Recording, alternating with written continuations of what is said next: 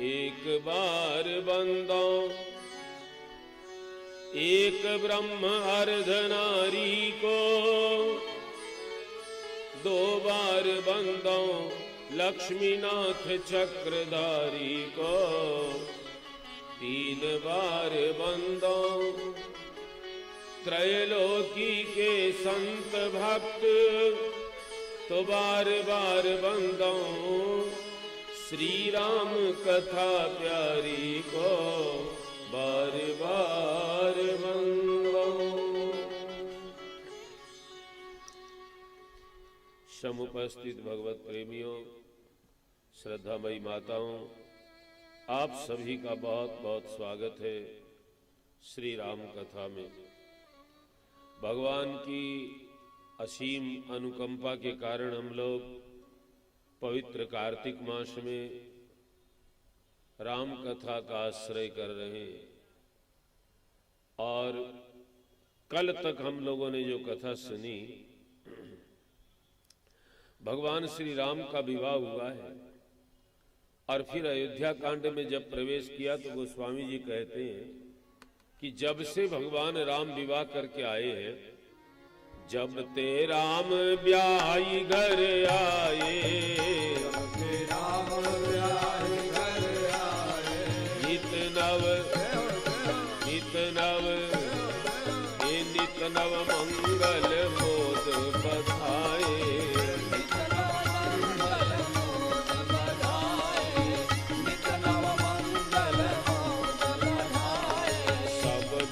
सब पुर लोग सुखारी, रामचंद्र मुख चंदो निहारी,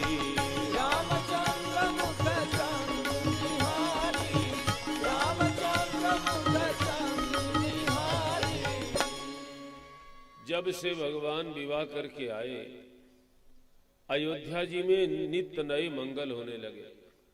सब प्रकार से सब लोग सुखी हो गए। भगवान के मुखारविंद रामचंद्र के मुख चंद्र को देखकर सब लोग सब प्रकार से सुखी हो गए। और ऐसा लगता है, गोस्वामी जी कहते हैं, जनु इतने ही बिरंची करतूती। ब्रह्मा जी की करतूती यानी सुख और संपत्ति, इससे ज्यादा संसार में नहीं हो सकता। अयोध्या में बहुत हुआ, सुख की बारिश हो गई, बहुत वर्षा हुई सुख की, और ज्यादा वर्षा होती है तो बाढ़ आ जाती है। बाढ़ आ गई है।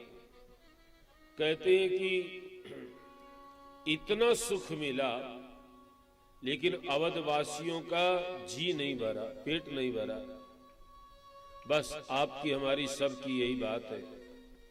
संसार में जितना सुख मिले हमको कम लगता है।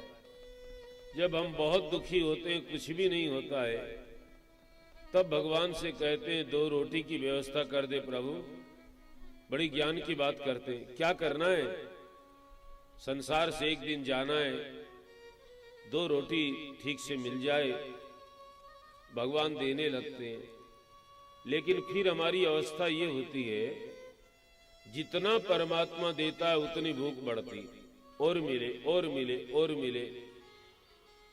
और क्या आपने कभी सोचा है कि हमारे दुख का कारण और मिले? जो मिला है उसमें सुखी रहना नहीं चाहते, और मिले तो सुखी हो जाए।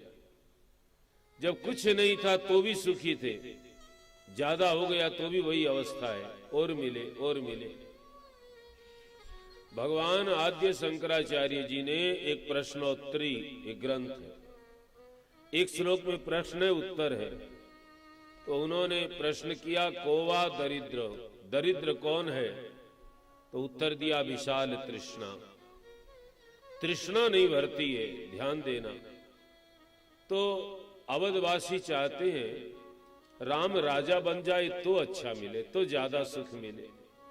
सब लोग भगवान शंकर से मनाने लगे।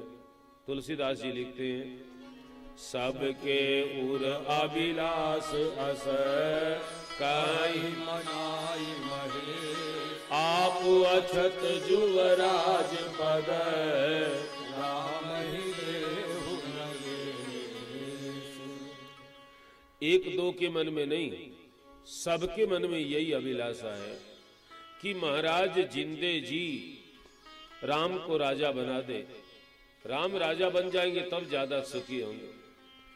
अब भगवान ने जब उनके मन की बात समझी तो राम जी को लगा कि मैं तुम्हें प्राप्त हूं, फिर भी तुम मेरे राज्य की कल्पना क्यों करते हो? मैं राजा रहूं, मेरे पिता राजा रहे, ये हमारे राज परिवार का मामला है, आप लोग क्यों सोचते हो? लेकिन हमको शिक्षा है। एक कवि ने लिखा कि है से हुज्जत नहीं की तलाश, इसीलिए रहता आदमी उदास। जो है उसका सुख नहीं भोगता है, और मिले के चक्कर में ज्यादा परेशान होता है। तो भगवान ने सोचा कि भाई सुख की वर्षा तो बहुत हो गई, अब थोड़ी दुख की धूप निकलनी चाहिए। बस भगवान का संकल्प हुआ और देखो क्या होता है। दशरथ जी महाराज एक बार दरबार में बैठे हैं। एक समय सब सहित समाजा, राज सभा रघुराज विराजा। राय सुभाय राय सुभाय मुकुर कर लीन्हा, पदन विलोभी मुकुट सम कीन्हा। श्रवण समीप भय सित केसा, मनहु जरठपन असव उपदेशा। नृप जुवराज राम कहु देहु, जीवन जन्म नाहु कीन देहु। नृप जुवराज। महाराज दशरथ दरबार में बैठे, सब लोग महाराज की प्रशंसा करने लगे। इसी बीच में महाराज ने हाथ में मुकुर लिया, दर्पण समझिए। तो महाराज उसमें अपना मुंह देखते हैं। ये बात तो थोड़ी अटपटी लगती है कि मुख्य व्यक्ति जो राजा है वो सभा में बैठ के दर्पण में मुंह देखे, जचता तो नहीं। साहब इसके दो अर्थ कर सकते हैं। तुलसीदास जी पहले मन मुकुर सुधारी कह कर आए। यहां मुकुर शब्द है, ये हम लोगों को बहुत अच्छी एक शिक्षा है। जब कोई हमारी प्रशंसा करे ना, तो हमको अपने मन रूपी दर्पण में देखना चाहिए, क्या मैं ऐसा हूं? ये हमारे जीवन में बहुत बड़ा धोखा हो सकता है।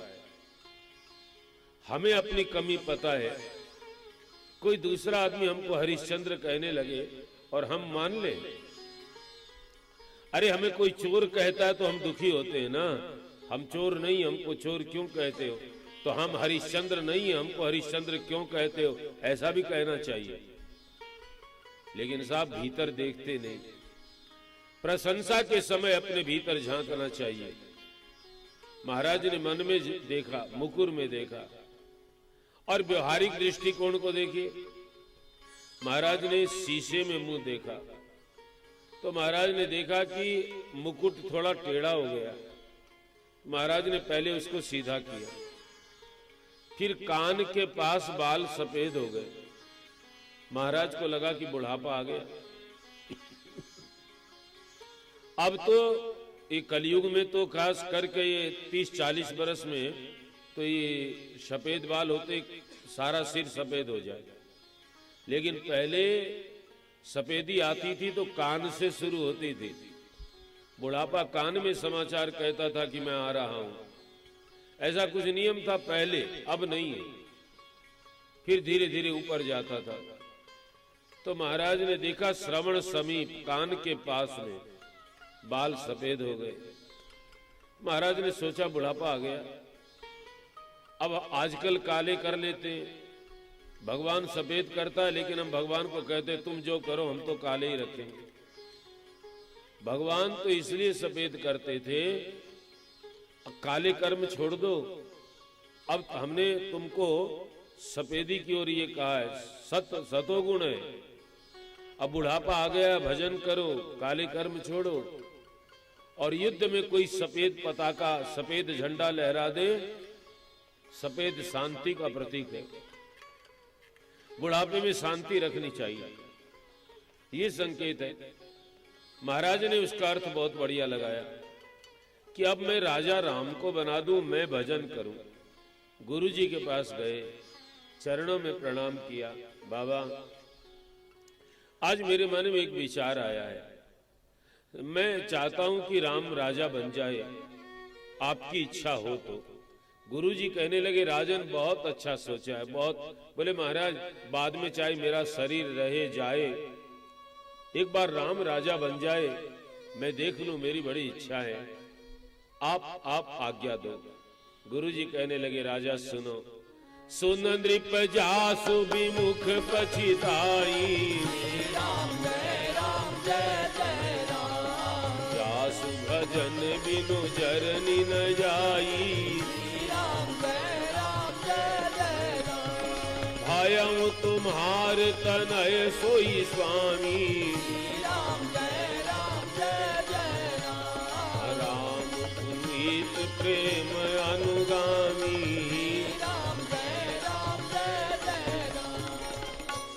गुरु जी क्या बढ़िया बात बोले। हे राजा सुनो, जिस परमात्मा से विमुख होने पर अंत में पछताना पड़ता है, सुन नृप जासु विमुख पछताई।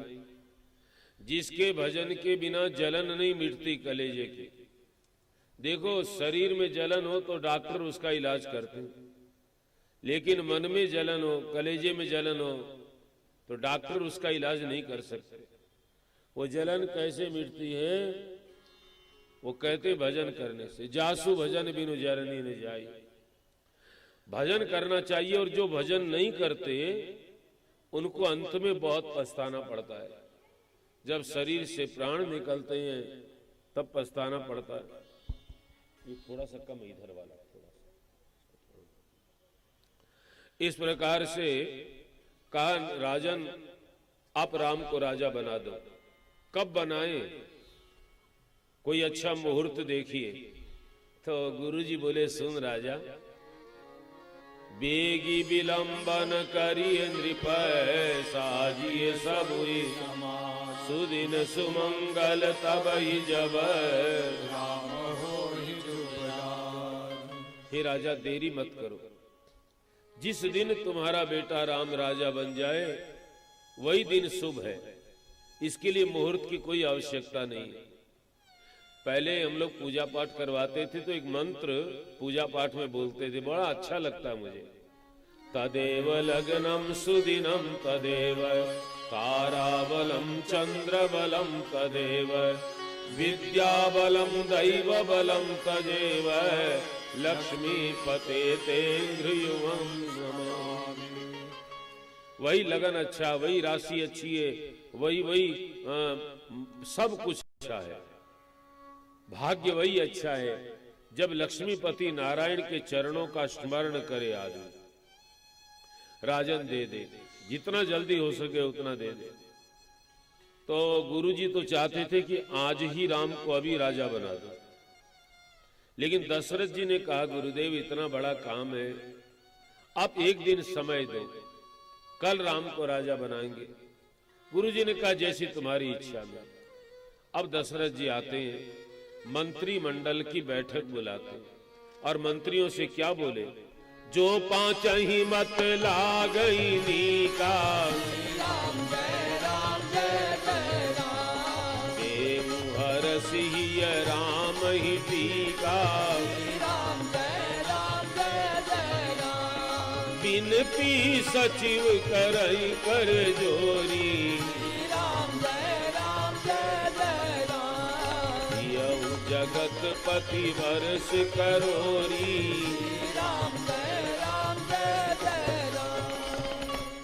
दशरथ जी कहते, पंचों को मेरा मत अच्छा लगता हो तो मैं हर्षित होकर राम को राजा बना दूं। मंत्रिमंडल को ये बात जचती हो, पसंद आती हो। मंत्री प्रसन्न हो गए, हाथ जोड़कर विनती करने लगे, महाराज आपने बहुत अच्छा काम सोचा, बहुत अच्छा सोचा, लेकिन यहाँ बहुत एक विलक्षण बात मंत्रियों ने कही, हे जगतपति आप करोड़ बरस जियो जगतपति, इसको कहते हैं आज की भाषा में चमचागिरी। अब दशरथ जी अवधपति हैं, जगतपति नहीं।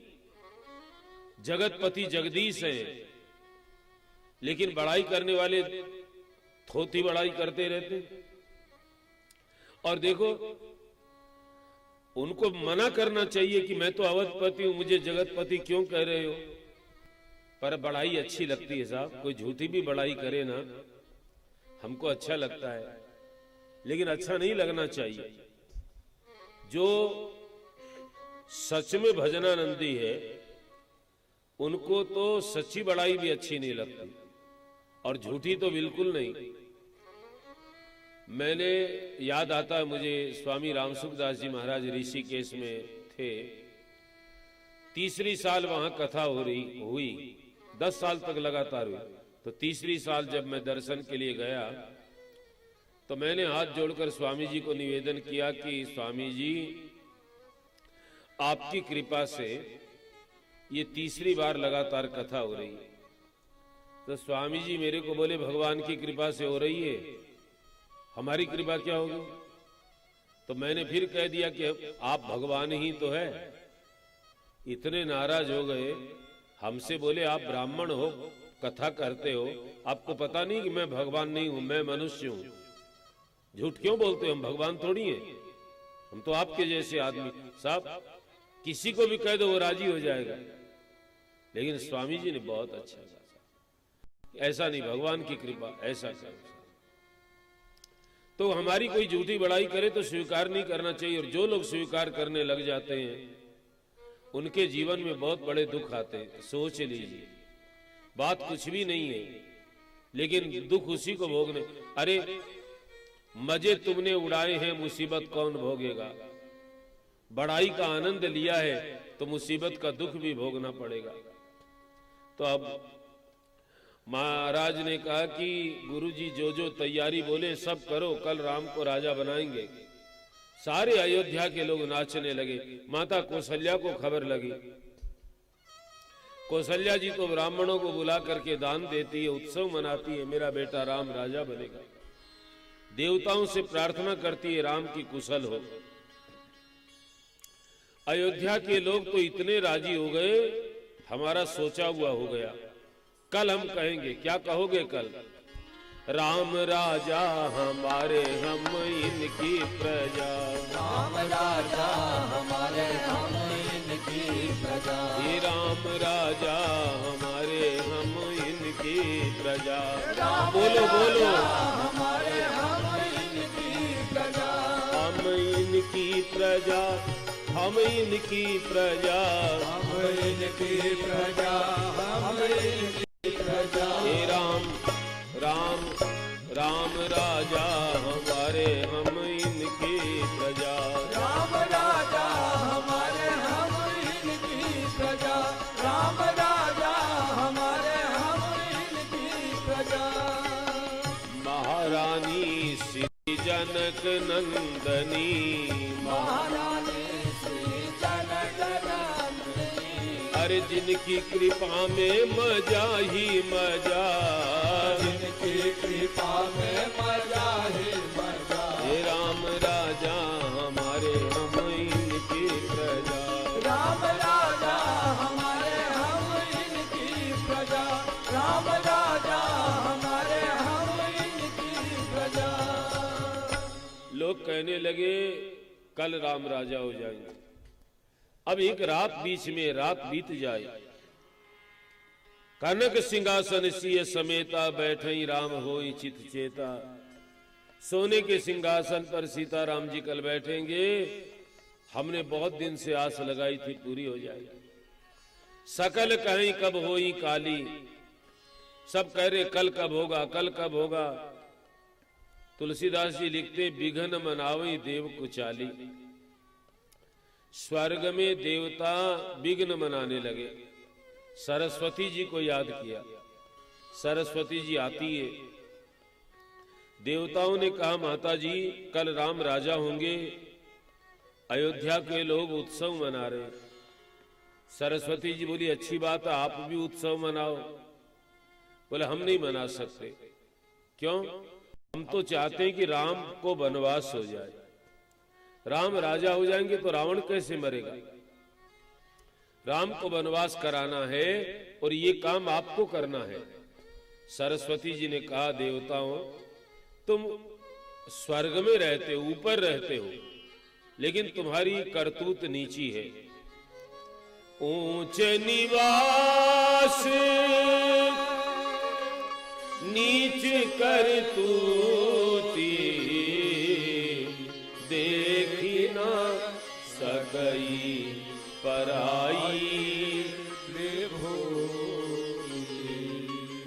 हे देवताओं, तुम्हारा निवास ऊंचा है, तुम्हारी करतूत नीची है। देखो भाई, भगवान आपको किसी भी क्षेत्र में ऊंचाई दे, पैसे के धन के क्षेत्र में ऊंचाई दे, आपको बल के क्षेत्र में, यश के क्षेत्र में, किसी भी तरह से परमात्मा किसी को ऊंचा बनाए तो उसको अपने विचारों को भी ऊपर रखना चाहिए। आप देखेंगे संसार में बहुत लोग हैं, भगवान ने तो उनको ऊंचा बनाया लेकिन वो ऊंचाई रख नहीं सकते, उनके विचार नीचे होते। हरियाणा भाषा में कवि ने लिखा है, नीच नीचता त्याग कोन्या, कितना ही सत्कार करो, काजल नहीं सफेद बन चाहे, नित्यो शीश हजार करो। काजल नहीं सफेद बने चाहे, नित्यो शीश हजार करो। काजल नहीं सफेद बने चाहे, नित्यो शीश हजार करो। जो व्यक्ति नीच स्वभाव का है वो नीचता छोड़ेगा नहीं।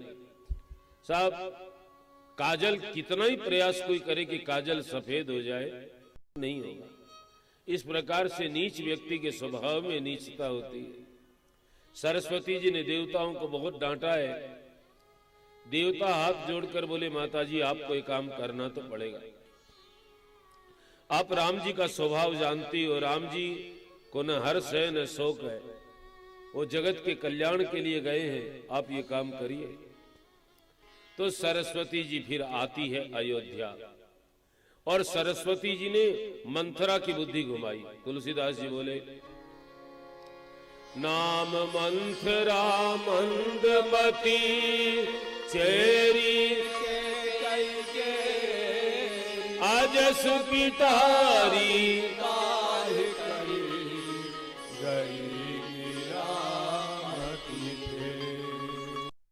एक मंथरा नाम की कैकेयी माता की दासी, और उसकी बुद्धि बड़ी कमजोर है। नाम मंथरा मंदमती, मन को थर्रा दे ऐसी मंथरा है, बुद्धि कमजोर है। देखो भाई, गलत काम वही लोग करते हैं जिनकी बुद्धि कमजोर होती है। तो सरस्वती जी ने अपना प्रभाव मंथरा पर डाला और सरस्वती जी चली गई। मंथरा अपने घर से निकली तो देखा लोग नाच रहे हैं। मंथरा लोगों से पूछती है, पूछे सी लोगन का है उछाव। अरे भैया, ये किस चीज का उत्सव मना रहे हो तुम लोग? तो लोगों ने कहा, अरे मंथरा तुझे पता नहीं है, कल राम जी का राज्याभिषेक होगा। जब मंथरा ने ये सुना, राम तिलक सुनी भाव उर दाहू, कलेजे में आग लग गई। अब जरा विचार करिए इस बात पर कि राम जी ने मंथरा का क्या बिगाड़ा है, या मंथरा क्या उम्मीदवार है राजा बनने की? राम के राज्य के समाचार के साथ उसके कलेजे में आग क्यों लगी? यही मंद बुद्धि आदमी के लक्षण होते हैं। कोई सुखी हो, दूसरे का सुख देख नहीं पाते, परेशान हो जाते हैं अपने आप। कोई के धन ज्यादा हो जाए तो परेशान, कि कोई सुखी रहे तो परेशान। एक महात्मा जी बोल रहे थे, अच्छा लगा मुझे, कि संसार में जितने लोग अपने दुख से नहीं दुखी हैं, उतने दूसरों के सुख से दुखी हैं। हम तो भोग रहे हैं अपना जो है सो, ये कैसे सुखी हो गए? इसलिए तो मंथरा बड़ी दुखी हो गई। सोचा कुछ करूं। कैकेयी माता के भवन में आती है, उदास हो गई है। कैकेयी माता पूछती तू उदास क्यों है? जवाब नहीं देती। फिर कैकेयी माता पूछती मेरा राम तो कुशल है? अपने बेटे के बारे में नहीं पूछा मेरा भरत, जबकि भरत अयोध्या में नहीं है, ननिहाल गए हैं। भरत का समाचार पूछना चाहिए था, लेकिन सबसे पहले राम का, और पति का भी बाद में पूछती है। पहले राम कुशल है, मेरे महाराज कुशल है, फिर भरत शत्रुघ्न लक्ष्मण की बात बाद में कर।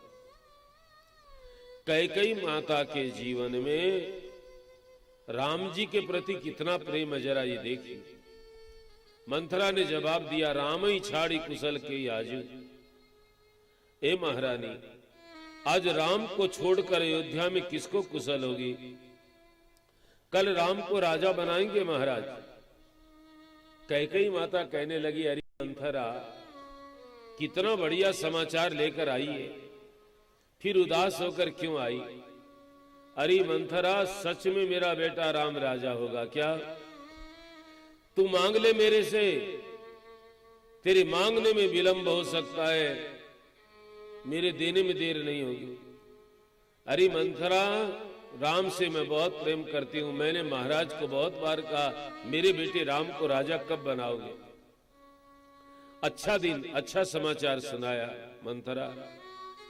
मंथरा बोली, महारानी आप तो बड़ी भोली हो, आप समझती नहीं हो। महाराज बोली के मीठे हैं, लेकिन मन उनका खराब है, मैला मन है। कैकेयी माता को क्रोध आ गया, मंथरा को धक्का दिया है, घर फोड़ी। यदि दोबारा कहेगी तो मैं तेरी जीव निकाल लूंगी। बोली, खारी ए खारी, ए जी मैं काटूंगी जीभ तुम्हारी। बोली, खारी ए खारी। मंथरा बहुत खारी बोली थी, मैं तेरी जीभ निकाल लूंगी, घर फोड़ी, दोबारा ऐसी बात बोलना नहीं। धक्का दिया है, मंथरा गिरी। अब आंसू गिर रहे हैं, रो रही है मंथरा। अब मेरे को क्या मतलब है महारानी, भरत राजा हो, राम राजा हो, कौन नृप होई हमें कहानी। राजा कोई बने, मैं रानी थोड़ी बनूंगी दासी छोड़कर। रो रही है। कैकेयी माता को दया आ गई। मंथरा, मैं तुम्हारे ऊपर क्रोध नहीं किया, मैंने तूने महाराज की निंदा की ना, मुझे अच्छा नहीं लगा इसलिए। और बता तू उदास क्यों है? तो मंथरा बोली, एक बार बोली वो तो देख लिया मैंने, अब क्या बताऊं? अरे महारानी, हित अनहित पशु पक्षियों जाना, अपना भला पशु पक्षी भी जानते हैं। अब देखिए साहब, मेरे को याद आ जाता है राजस्थान में ही रतनगढ़ में हनुमान जी महाराज का मंदिर है, वहां कथा चल रही थी। तो कथा के बीच में थोड़ा सा विश्राम होता था, लोग चाय पानी पीने के लिए। तो बैठे थे हम लोग, तो कोई सूखे हुए लड्डू का टुकड़ा एक कौवा लेकर आया। सब भूख नहीं होगी उसको, पेट भरा होगा, तो उसने जमीन पर वो लड्डू का टुकड़ा रखा। फिर अपने पंजों से, चोंच से उसने गड्ढा खोदा, जमीन में खुदाई की। फिर वो लड्डू का टुकड़ा उसमें रख दिया। फिर अपने पंजों से उसके ऊपर मिट्टी दोबारा से डाल दी। फिर एक कंकर ला करके दोबारा उसके ऊपर रखा। साहब हम लोग बैठे थे, देख रहे थे, इतनी हंसी आई, आश्चर्य भी हुआ कि ये कौवा देखो, वो जो उसको अभी भूख नहीं है लेकिन आगे के लिए संचय करता है, छुपाता है कि कोई दूसरा न ले जाए। और पहचान, जहां वो गाड़ा है उसके ऊपर एक टुकड़ा कंकर रखा है, ये पहचान। इतनी बुद्धि है पशुओं में, पक्षियों में। तो मनुष्य भी तो यही काम करता है, पेट भरने का काम करता है, पैसा जमा करता है, और इससे बेसी क्या करता है साहब? हे महारानी, मनुष्य शरीर तो गुण का निधान है। आप अपना भला नहीं जानती, मैं क्या? नहीं मंथरा बता। अरे महारानी, मेरा तो भाग्य कमजोर है, मैंने कहा और आप नाराज हो गई। बार बार सौगंध देकर कई पूछती है, तू उदासी का कारण बता, उदासी का कारण बता। मंथरा बोली, महारानी आप समझती नहीं हो, 15 दिन से तैयारी चल रही है। झूठ बोली, आज ही तो तैयारी चली। झूठ बोली, 15 दिन से तैयारी चल रही है। आपको समाचार दिया नहीं है, भरत को बुलाया नहीं है, भरत को ननिहाल भेज करके भरत के साथ ये साजिश की गई है। मैं भी जानती हूं बड़ा बेटा राजा बनता है, लेकिन भरत को ननिहाल क्यों भेजा गया और अभी तक क्यों नहीं बुलाया गया? आपको समाचार क्यों नहीं दिया गया? आप सोचो, कल यदि राम राजा हो जाएंगे महारानी, आपके लिए बहुत बुरे दिन आएंगे। कौशल्या तो राजमाता बनेगी, आपका बेटा भरत सेवक है, सेवा करेगा। आपको भी कौशल्या की सेवा करनी पड़ेगी। सेवा करोगी तो घर में रहोगी, नहीं घर से निकाल दी जाओगी। कैकेयी जी रोने लगी है, व्याकुल हो गई। मंथरा, मैंने तो ऐसा सोचा भी नहीं था। अरे मंथरा, मैंने आज तक किसी का बुरा नहीं किया, भगवान ने ऐसा मेरे साथ क्यों किया? मंथरा बोली, रानी रोने से कुछ नहीं होगा, आप कहो तो उपाय बताऊं। कैकेयी बोली, परम कूप तू वचन लगी, सकऊं पूत पति त्याग। मंथरा, तू कहे तो मैं कुएं में पड़ जाऊं, तू कहे तो पति और पुत्र का त्याग कर दूं, तू जो कहेगी सो करूंगी। तुलसीदास जी एक चौपाई बहुत अच्छी यहाँ लिखते हैं, कौन कुसंगति पाई न साई, रहिन नीच मते चतुराई।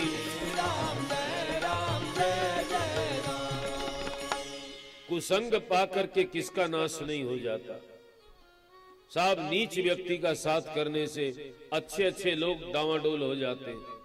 सत्संग करो तो अच्छी बात है, लेकिन न सत्संग हो तो कुसंग बिल्कुल नहीं करना। मैं तो कहा करता हूं लोगों से, अब 10 बार राम कथा सुन लो, आप राम नहीं बन जाओगे, लेकिन 2 बार कोई बुरी बात सुन लो तो रावण जरूर बन जाओगे। बुरा असर जल्दी होता है, सत्संग का असर हो कि नहीं कलयुग है, लेकिन बुराई बहुत जल्दी होती है। संग दोष होता है, संतों ने मना किया है, बुरे लोगों का संग मत करो। सूरदास जी ने तो पूरा भजन ही लिख दिया इस पर, हे तजोरे मन हरि विमुखन को संग। उन्होंने तो कहा जो भगवान से विमुख है उसका संग मत करो, त्याग दो उसको। कहते हैं जाके संग कुबुद्धि उपजत है, परत भजन में भंग, तजो मन हरि विमुखन को संग। अरे जिसके साथ में बैठने से कुबुद्धि होती है, भजन में बाधा पड़ती है, ऐसे लोगों का साथ नहीं करना चाहिए। कागई कहा कपूर चुगाए, आप कौवे को कपूर चुगा करके सफेद बना दोगे? श्वान नहाए गंग, आप कुत्ते को गंगा जी नहला करके उसको पवित्र कर दोगे? गज को कहा अर्गजा लेपन, गधे को आप चंदन लगाओ, मरकट भूषण अंग, बंदर को गहने पहनाओ, पहन पाएगा? इस प्रकार से बुरे लोगों का साथ छोड़ो। कैकेयी माता ने मंथरा का संग किया, बुद्धि घूम गई। मैं मर जाऊंगी, घर में नहीं रहूंगी, और सौत की सेवा तो बिल्कुल नहीं करूंगी, कौशल्या की, जो भी हो जाए। रो रही है कैकेयी माता। मंथरा बोली, महारानी आप चाहो तो उपाय बताऊं? करो तो बताऊं? बता मंथरा बता। बोली आपके 2 वरदान बाकी है, याद है? हाँ, आज मांग लो, अच्छा मौका है। कैकेयी माता बलवान भी थी साहब, रूपवान तो थी ही। कैकेयी माता रूपवान बहुत, कैकेयी माता बलवान बहुत, और कैकेयी माता बुद्धिमान बहुत।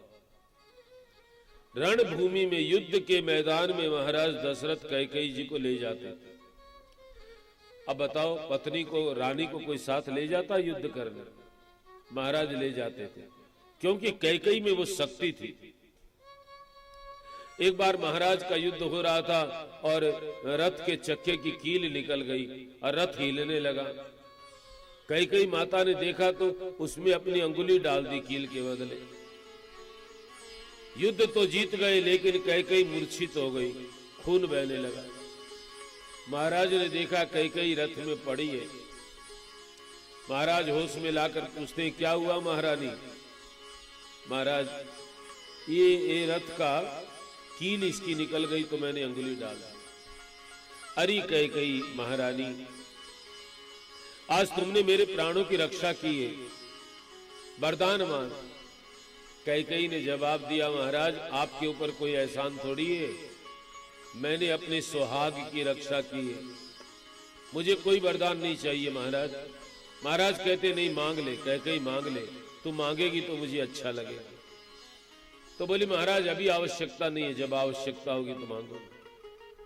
एक वरदान सुरक्षित। एक बार, दूसरी बार भी ऐसे ही कोई घटना घटी युद्ध में। महाराज ने कहा वरदान मांगो, कैकेयी ने मना कर दिया। 2 वरदान सुरक्षित है, आज मांग लो। क्या मांगू? वो भी मंथरा सिखाती। सुतई राज रामई वनवासु, हे महारानी अपने बेटे के लिए राज्य मांग लो, भरत के लिए, राम के लिए वनवास मांग लो, और कोप भवन में चली जाओ। ये सिखा करके मंथरा चली गई। कैकेयी माता कोप भवन में आती है और दीपक बुझा दिए, अंधेरा किया है, रात्रि का समय, गहने निकाल कर आभूषण फेंक दिए हैं, पुराने मोटे कपड़े पहन लिए हैं, जमीन पर सो गई है। शाम के समय आनंद में भरे महाराज कैकेयी के घर पर आते, महल में आते। पूछा है लोगों से, महारानी कहाँ है? लोगों ने कहा कोप भवन में। महाराज की हालत बिगड़ गई। कोप भवन सुनी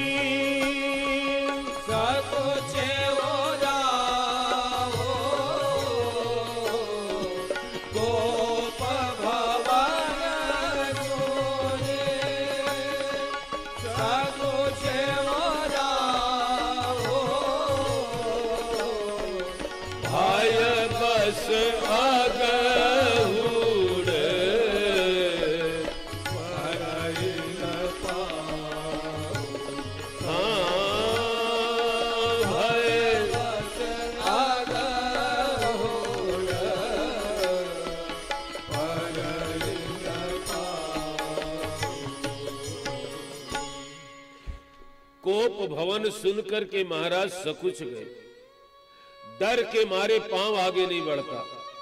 महाराज को डर, किसका डर?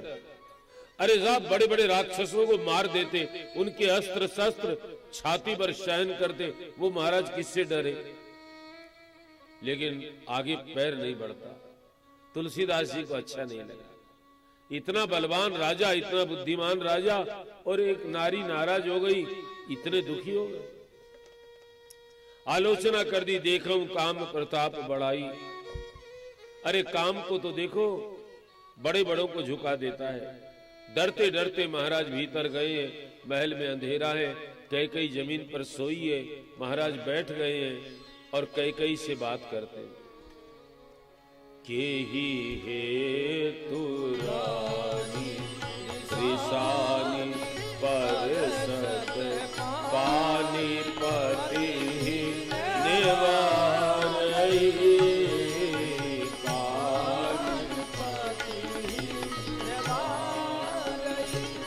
मानहु सर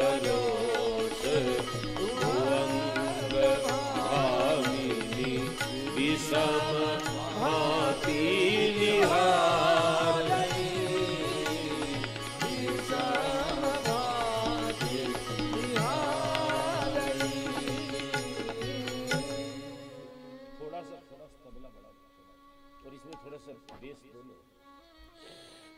हे रानी, तू किस कारण से नाराज हो गई? यही हेतु रानी रिसानी, किसने तेरे मन को ठेस पहुंचाई?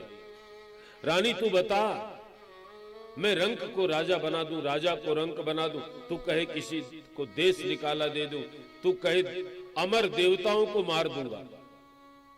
बता तू किसने तेरे को कष्ट पहुंचाया है? और कैकेयी ऐसे देख रही है मानो सर्पिणी किसी को डंक मारने के लिए देखती। और महाराज बार बार मना रहे हैं, बार बार कह राम सुमुखी सुलोचनी पिक कारण मोहि सुनाऊ गजगामिनी को। बार बार महाराज मना रहे, हे गजगामिनी, हे सुमुखी, हे सुलोचनी, तू नाराज क्यों है? महाराज मना रहे। कैकेयी क्रोध में है। अब सोचिए, एक महल में तीनों इकट्ठे हो जाए, काम क्रोध लोभ, वहां राम राज्य हो सकता है? महाराज में काम दिखाई देता है क्रोध, और कैकेयी में क्रोध दिखाई देता है, मंथरा में लोभ दिखाई देता है कि मैं कैकेयी की दासी हूं और उनका बेटा भरत राजा बनेगा तो मुझे ज्यादा कुछ मिलेगा, लोभ। साहब, तीन आए एक महल में तो तीन चले गए। सोचिए साहब, राम लक्ष्मण सीता गए, काम क्रोध लोग इकट्ठे हो गए तो परिणाम कैसा हुआ? तो इस प्रकार से महाराज बार बार मना रहे हैं, कैकेयी जवाब नहीं देती। तो महाराज बोले, कैकेयी तू मेरे से बहुत बार कहती थी राम को राजा कब बनाओगे? मैंने निर्णय कर लिया, कल राम को राजा बनाएंगे। मैं बहुत प्रसन्न हूं कैकेयी, तू मांग ले कुछ वरदान। कैकेयी बोली, महाराज मांग मांग करते हो, आज तक दिया है? 2 वरदान मेरे पहले के बाकी आपने दिए। बाजू थोड़ा इसको आगे खसका लो, कम हवा, माइक पास में करो। और महाराज से कहने मेरे वरदान दिए, तो महाराज बोले, कैकेयी सुन, थाती राखी न मांगू गाऊ, सरी गयऊ मोए भोर सुभाऊ।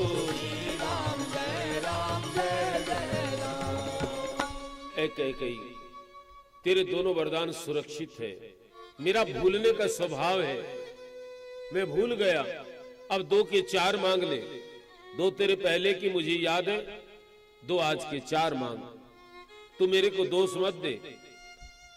मैंने उस समय देने को कहा, तू बोली आवश्यकता होगी तो लूंगी। अब तुमने मांगा नहीं, मैं क्या करूं? महारानी बोली, महाराज मिलेंगे कि नहीं पता नहीं। और मंथरा ने एक बात और सिखाई थी कि वरदान तभी मांगना जब महाराज राम की सौगंध ले ले, सौगंध खा ले, नहीं तो शायद मना कर देंगे। तो महाराज जोश में आकर के बोले, कैकेयी मैं राम की सौगंध खाकर कहता हूं, तू मेरे प्राण मांगेगी तो भी दे दूंगा। और जानती नहीं है तू कैकेयी, रघुकुल रीत सदा चली आई, प्राण जाहु बर वचन न जाई, ये नहीं असत्य समपातक पुंजा, गिरि सम होहि की कोटिक गुंजा।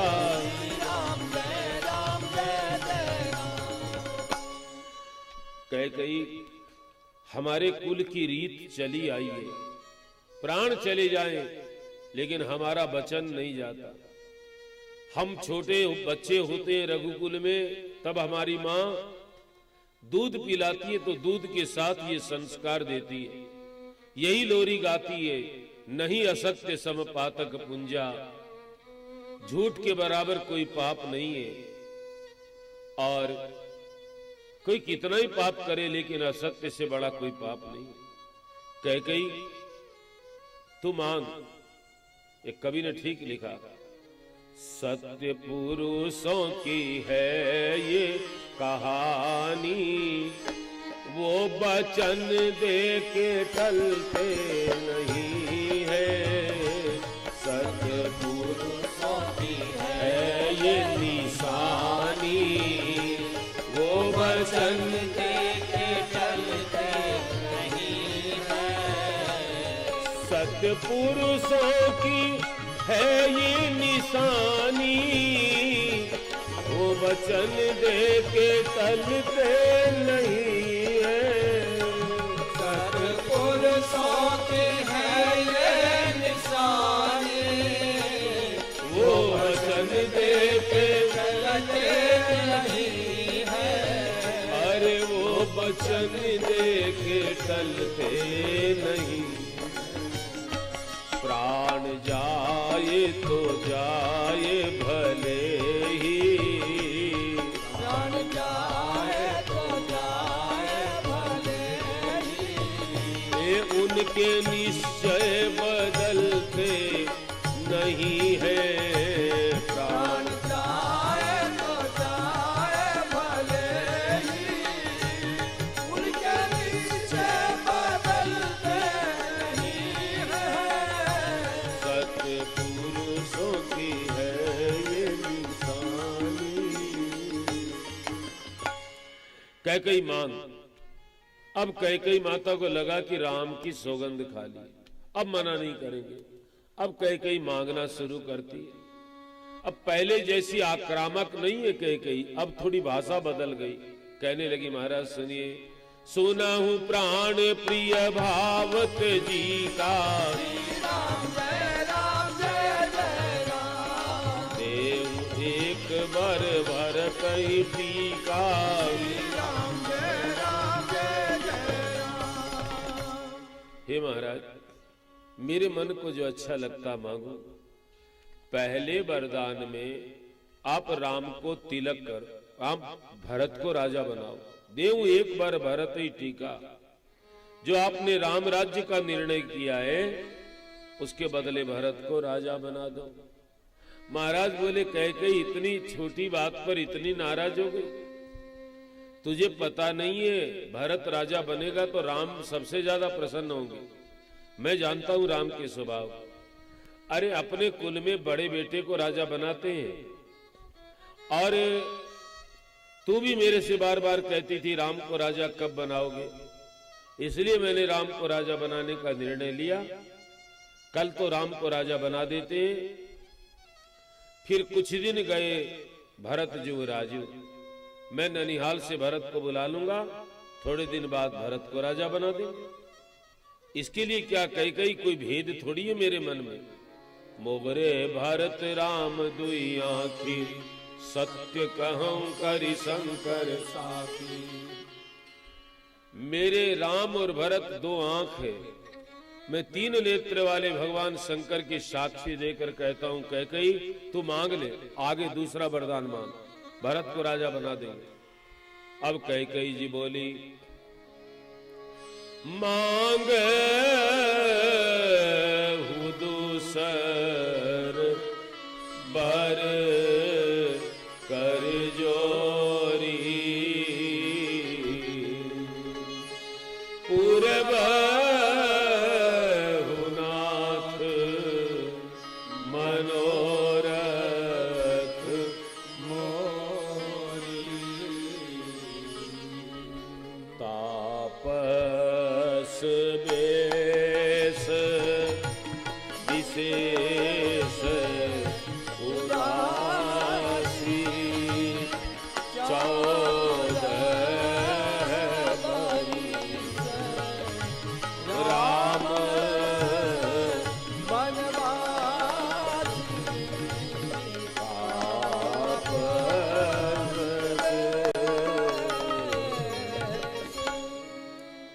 हे महाराज, दूसरा वरदान मैं आपसे हाथ जोड़कर मांग रही हूं। आप मेरे मनोरथ को पूर्ण करना। महाराज, तपस्वी का रूप बना करके विशेष उदासीन व्रत लेकर के राम 14 वर्ष के लिए वन चला जाए महाराज। महाराज ने सुना तो दुखी हो गए। क्या पता था अरे निर्दयी कैकई, तेरा वरदान मुंह से निकल जाएगा। ऐ कैकई, मुझे पता नहीं था तू ऐसा वरदान मांगेगी। मैं राम की सौगंध नहीं खाता। कैकई, तूने अच्छा नहीं किया। तू बता राम ने क्या बिगाड़ा है?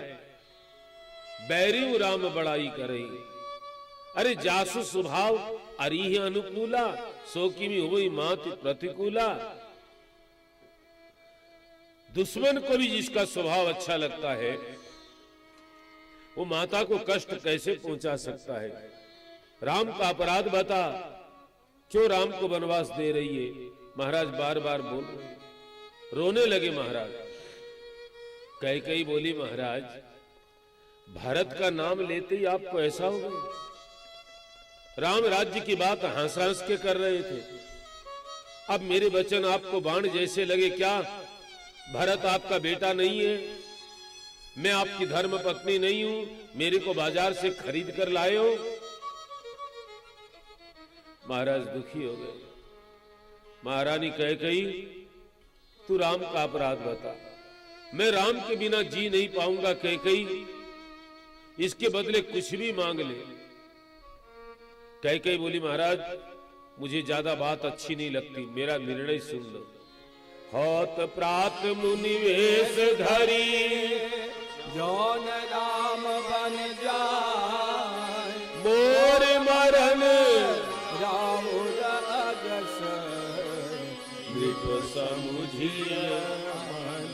मोर मरन राम राजस निप समुझिए मन माहि।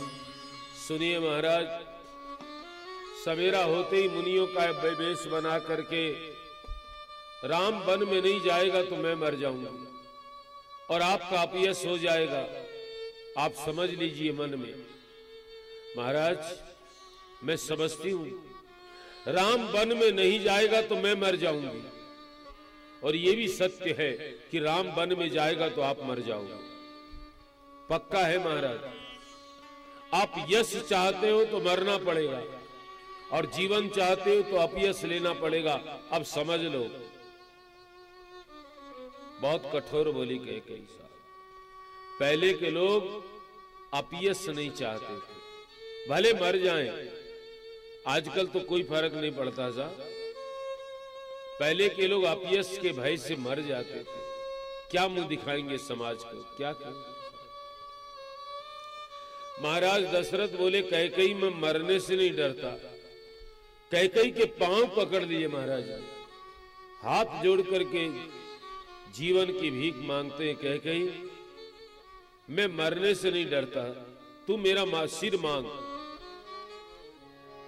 माथ मांग अब ही देव कोई, राम विरह जनि मारे मेरा सिर मांग, मैं अभी तेरे सामने प्रस्तुत कर दूं, सिर काट कर रख दूं, लेकिन राम के विरह से मत मार। महाराज दुखी हो गए। कैकई कुछ जवाब नहीं देती। महाराज बोले, कैकई मेरा कोई पाप तेरे मुंह से शब्द कहला रहा है। मैंने तुझसे बिना पूछे निर्णय लिया, बहुत बड़ा धोखा हो गया। कैकई मैं जानता हूं 14 वर्ष के बाद राम आएंगे, अयोध्या फिर से बसेगी, सब ठीक हो जाएगा, राम का राज्य होगा, लेकिन दो बातों का सुधार नहीं होगा। तोर कलंक मोर पछताहू, मोयहू न मिटही न जाई ताऊ। तेरा कलंक नहीं मिटेगा, मेरा पछतावा नहीं मिटेगा, मरने के बाद भी। आज कितने वर्ष हो गए साहब, लाखों वर्ष। कोई अपनी बेटी का नाम कैकई नहीं निकालता है। और महाराज ने कहा तुझे कलंक लगेगा। प्रातः काल हुआ है, बाजे बजने लगे हैं, महाराज बड़े दुखी हो गए, बाजे बाण के समान लगने लगे उनको। सभी लोग आए हैं महल के सामने, आज महाराज को हम पहली बधाई देंगे, पहली बधाई हम देंगे, ऐसे भीड़ लगी। लोग आपस में बात करने लगे, पिछले प्रहर भूप नित जागा। अरे रात्रि के पिछले प्रहर में महाराज जगते हैं, आज सूर्य उदय हो गया, महाराज क्यों नहीं उठे? बड़ा आश्चर्य हो रहा है। अरे सुमंत, जाओ महाराज को जगाओ। सुमंत जी आए, महल की हालत देखकर सुमंत कांपने लगे, क्या हो गया है? भीतर गए हैं, महाराज मूर्छित पड़े हैं, कैकेयी क्रोध में खड़ी है। सुमंत कुछ बोल नहीं पाते, समझ गए पति पत्नी में कुछ हुआ है, बोल नहीं पाते, हाथ जोड़े खड़े, जय जीव कह करके प्रणाम किया है। कैकेयी बोली, सुमंत, रात में महाराज को नींद नहीं आई, करवट बदलते हैं, राम राम बोलते हैं, जाओ राम को बुला कर लाओ, शायद राम पूछे क्या कारण है। सुमंत जी आते हैं महल के बाहर, लोग पूछते हैं सुमंत क्या हुआ, क्या हुआ?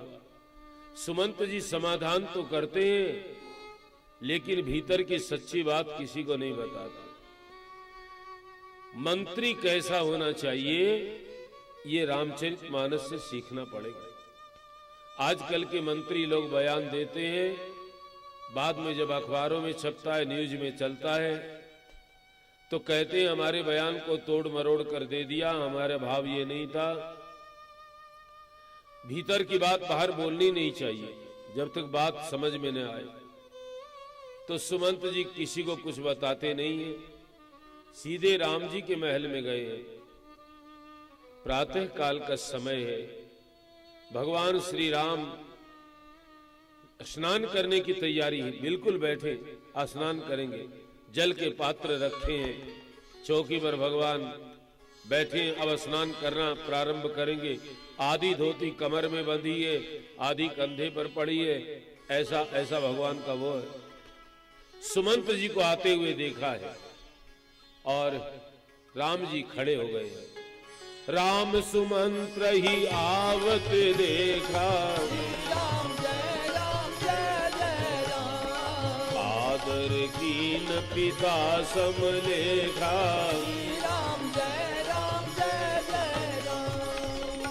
सुमंत जी को आते हुए देखा, राम जी खड़े हो गए और पिता का जैसे आदर करते हैं, ऐसे सुमंत जी का आदर किया।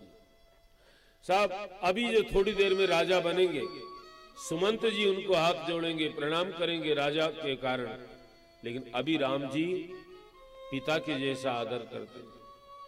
बहुत प्यारी शिक्षा दी कि आपके घर में कोई गरीब आदमी काम करता है, आपके बच्चे उसका अपमान करते हैं, उसकी आत्मा में बड़ा कष्ट होता है, ऐसा नहीं करना चाहिए। और रही बात आदर की, तो आदर तो पिता का ही नहीं करे तो पिता के जैसे किसका करे? पहले की बात दूसरी थी साहब। देखो अब कोई माने न माने अलग बात है, संस्कृति तो दो ही चलेगी, एक राम की संस्कृति, एक रावण की, एक कृष्ण की, एक कंस की। राम की संस्कृति आपने देखी, राजा होने वाले हैं फिर भी मंत्री को प्रणाम करते हैं, आदर करते हैं। अब रावण की देखो, लंका कांड में एक प्रसंग आता है कि रावण को उसका नाना माल्यवंत जिसका नाम है, रावण का नाना है और मंत्री भी है, बूढ़ा है सबसे। तो वो रावण को समझाने लगा, लंकेश सीता को वापस दे दो। जब से सीता आई है लंका का हाल बिगड़ गया है। अब तो इसके नाना के वचन रावण को कैसे लगे? तुलसीदास जी बोले, ताके वचन बान सम लागे, बोला करिया मुंह करी जाई अब भागे। नाना के वचन रावण को बाण के जैसे लग गए, चुभ गए, और बोला बूढ़े काला मुंह करके चला जा भागा, तू बूढ़ा हो गया, नहीं तो मैं तुझे मार देता, बूढ़ भय से न तो मारे थे तो मैं मारता तुम्हें। ये रावण की संस्कृति है और राम की संस्कृति आपने देखी। तो राम जी ने पूछा सुमंत जी से, इस समय आपका यहां पधारना आना क्या कारण है? कहा राम पिताजी याद कर रहे हैं। ध्यान देना है, ये बात थोड़ी समझने की, आजकल लोग नहीं मानते। अपने से छोटे को यदि आप कहते हो तो उसकी आयु घटती है, झिकार देते हो, और छोटा यदि बड़े को तू कहता है तो आयु घटती है। दोनों तरफ से छोटे को मुश्किल है। बाप यदि बेटे को जी लगा करके बोले या आप बोले तो बेटे की उम्र घटती है, बेटा बाप को तू बोले तो भी बेटे की उम्र घटती है। ये विज्ञान है, इसका मन पर और सांसों पर बहुत गहरा असर होता है। स्वामी विवेकानंद जी ने इस बात को बहुत रखा समाज के सामने। पर आजकल देखते हैं घरों में छोटे से बच्चे को बोलना सिखाते हैं, कहते आपने खाना खाया? अरे अभी से आप कहते हो, अच्छा लगता है? आप में प्यार नहीं होता साहब? तो मैंने एक आदमी से पूछा कि आप इस बच्चे को आप क्यों कहते? बोले हम इसको आप बोलेंगे ना तो ये भी दूसरों को आप बोलेगा, तो तुम इसको पापा बोलो ना, ये तुमको पापा बोलेगा। ऐसे थोड़ी सिखाया जाता है। आप उसको जीकार से बोलने लगते हो, आप बोलते हो, उसका मन बढ़ने लगता है। आपको जब समझ में आए तब समझ लेना। संतों के चरणों में बैठकर मैंने सीखा है, तन मन धन तीन चीज है ना। तन बढ़ा हुआ अच्छा नहीं है, शरीर बढ़ जाए कितने रोग बढ़ते। पहले तो लोग शरीर बढ़ाने के लिए बहुत कुछ प्रयास करते, फिर शरीर घटाने के लिए बहुत, आजकल तो पैसे लगते हैं, वजन कैसे कम हो। तो शरीर बढ़ा हुआ अच्छा नहीं है, तन बढ़ा हुआ अच्छा नहीं है, और मन बढ़ा हुआ तो सर्वनाश। मन जिसका बढ़ जाता है उसको भगवान भी नहीं बचाते साहब। तीसरे नंबर पर धन है। धन बढ़े तो अच्छा है, लेकिन उसके साथ समझ भी बढ़नी चाहिए। धन बढ़ जाए और समझ वही पुरानी रहे तो वो दुख ही पाएगा। इसलिए धन बढ़े तो समझ बढ़े। और ये तन और मन, अब तन खान पान से जैसे बढ़ भी जाए, लेकिन मन पर काबू रखो, कहीं हमारा मन तो नहीं बढ़ गया। आजकल तो लोग समझते ही नहीं। ज्यादातर लोगों का मन बढ़ जाता है और फिर वही लोग माता पिता को दुख देने लगते हैं। बहुत दुख क्या, बाद में तो अपने बहुत परेशान होते हैं। मन बढ़े हुए लोग बहुत दुखी होते हैं, परिणाम अच्छा नहीं होता। तो कहा राम जी नहीं कहते, अभी राजा होंगे तब राम जी कहेंगे, अभी तक तो राम कहते। राम पिताजी ने बुलाया है। राम जी उसी वेश में चले, वैसे जैसे स्नान करने बैठे थे ना, ऐसे कोई कपड़े नहीं पहने, कोई आभूषण नहीं धारण किए, ऐसे लोगों ने देखा। तुलसीदास जी ने लिखा, राम कुभांति सचिव संग जाए। लोग रोने लगे, क्या हो गया, क्या हो गया, आज मंत्री राम को ऐसे क्यों ले जा रहे हैं। जाकर के राम जी ने देखा, पिताजी मूर्छित पड़े, कैकेयी क्रोध में खड़ी है। दुख नाम की कोई चीज होती है, ये राम जी ने पहले बार देखी है। राम जी जानते ही नहीं दुख क्या चीज है। आनंद स्वरूप परमात्मा है। आज पता लगा दुख कोई चीज होती है। तो राम जी ने अपने मन को बड़ा धैर्य दिया है। दुख के समय धैर्य रखना चाहिए। और फिर माता पिता को प्रणाम किया है। मां से पूछते हैं, मोई कहू मात तात दुख कारण, करिए जतन जय होई निवारण। अरे माता जी, मेरे पिताजी के दुख का कारण मुझे बताओ, मैं उस दुख का निवारण करूंगा। देखो भाई, हर एक दुख का या सुख का कोई न कोई कारण होता है। बिना कारण के कार्य नहीं होता, आप सब जानते हैं। सबके पीछे कोई कारण होता है। ये संसार में हम दुख सुख पाते हैं, इसके पीछे कोई कारण है। एक कवि ने बहुत अच्छा भजन लिखा है। एक झोली में फूल भरे हैं, एक झोली में कांटे रे, कोई कारण होगा, ओ कोई कारण होगा, ओ कोई कारण होगा। एक झोली में फूल भरे हैं, एक झोली में कांटे, कोई कारण होगा, ओ कोई कारण होगा। तेरे बस में कुछ भी नहीं, ये तो बांटने वाला बांटे रे, कोई कारण होगा, ओ कोई कारण होगा, ओ कोई कारण होगा। पहले बनती है तकदीरें, पीछे बने शरीर। पहले बनती है तकदीरें, पीछे बने शरीर। ये प्रभु की है कारीगरी, पर तू क्यों है गंभीर, अरे कोई कारण होगा, ओ कोई कारण होगा, ओ कोई कारण होगा।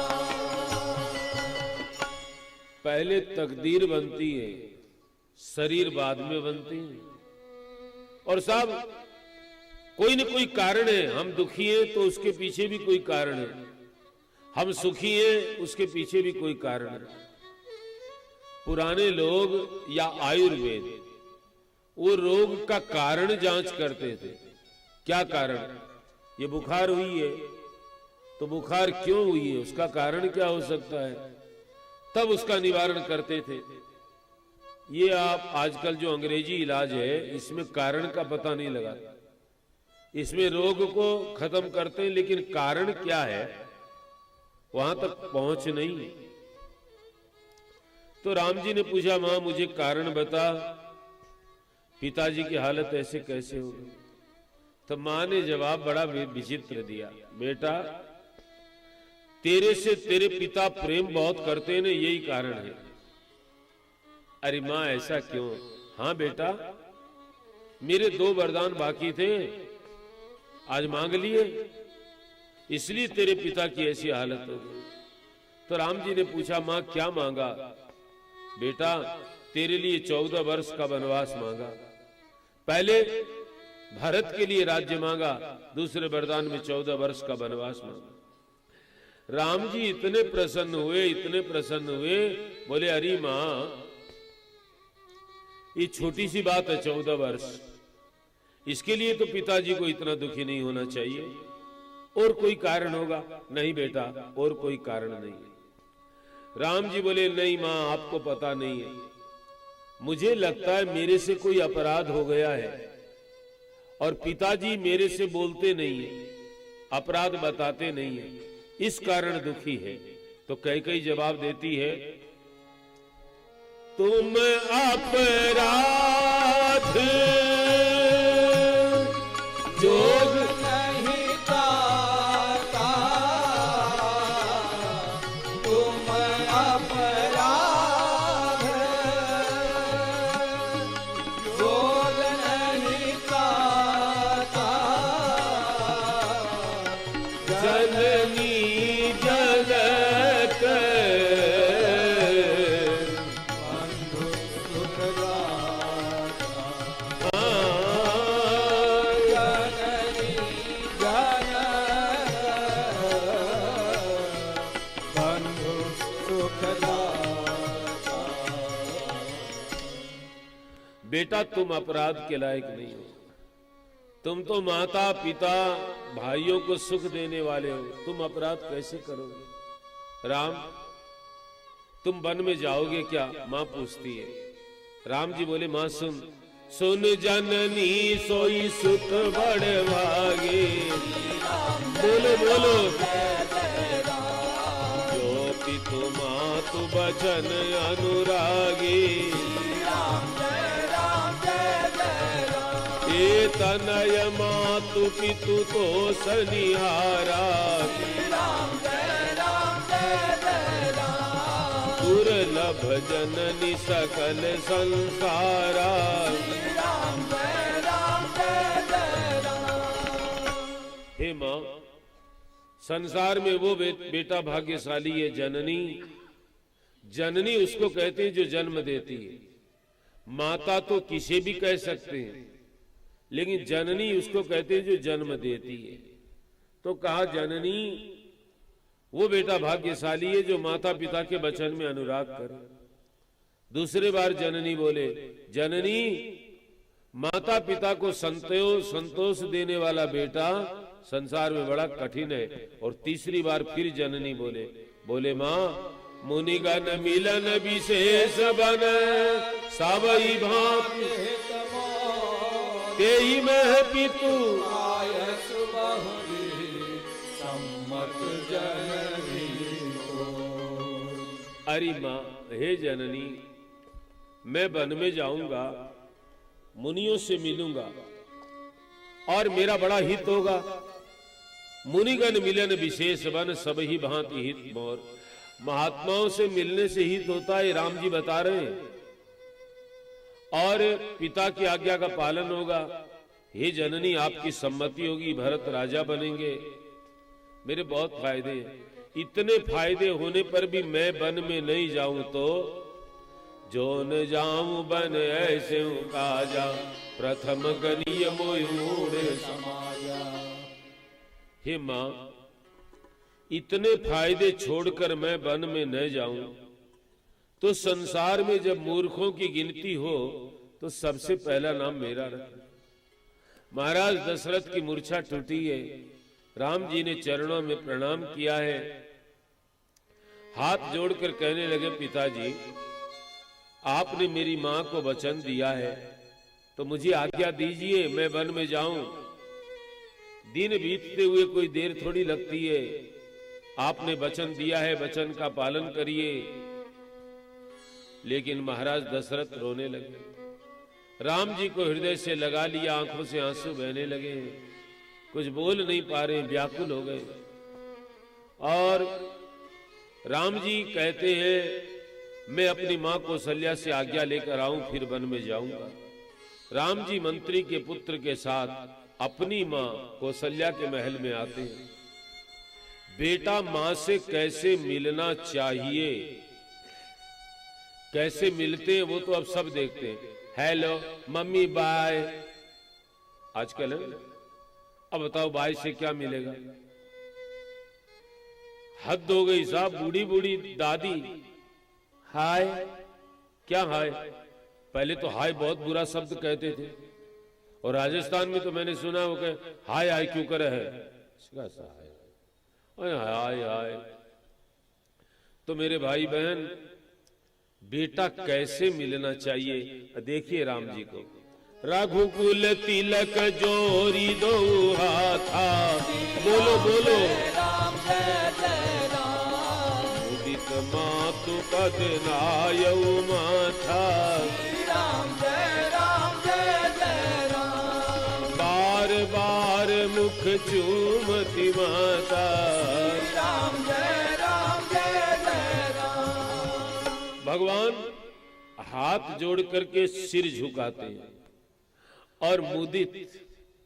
अब प्रणाम करो ना, कहीं भी मंदिर में करो, महात्मा को करो, माता पिता को करो, तो मन में प्रसन्नता होनी चाहिए।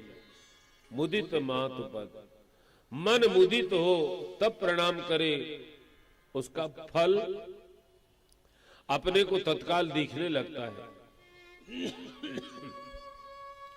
इस प्रकार से राम जी ने प्रणाम किया।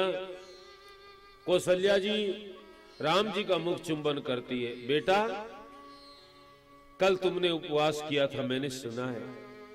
गुरुजी ने कहा था ना, राज्याभिषेक के पहले दिन उपवास करना पड़ेगा। अभी तक तुमने स्नान नहीं किया बेटा, जल्दी से स्नान कर ले राम, आज तेरा राज्याभिषेक होगा। जल्दी स्नान कर ले, मीठा कुछ खा ले। राम जी सोचने लगे, मैं कैसे बताऊं मां को। बड़े तरीके से बोले, मां मेरा राज्याभिषेक हो गया, पिता दीन मोहि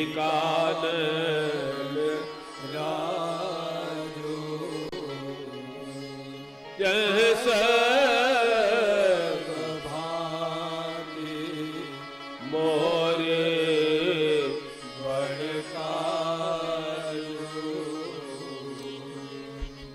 अरे मां, पिताजी ने मेरा राज्याभिषेक कर दिया, मेरे को वन का राज्य दिया है मां।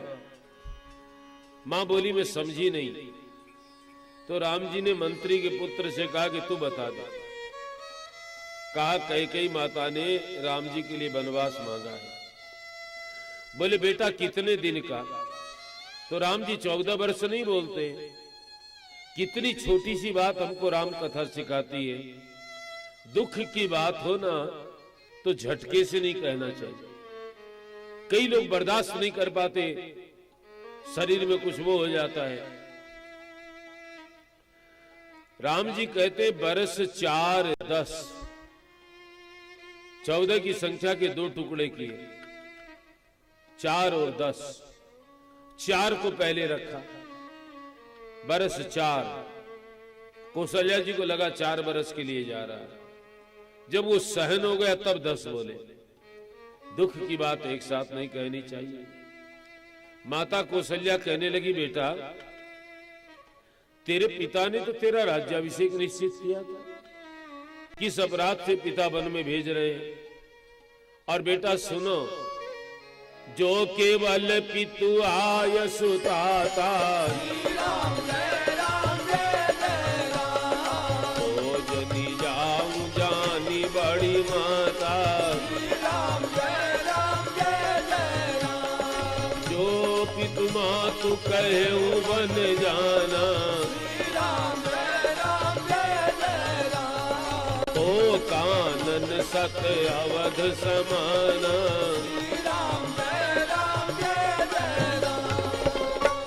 बेटा राम, यदि तेरे पिता अकेले ने कहा वनवास तो मत जाओ, मैं तुम्हारी मां हूं।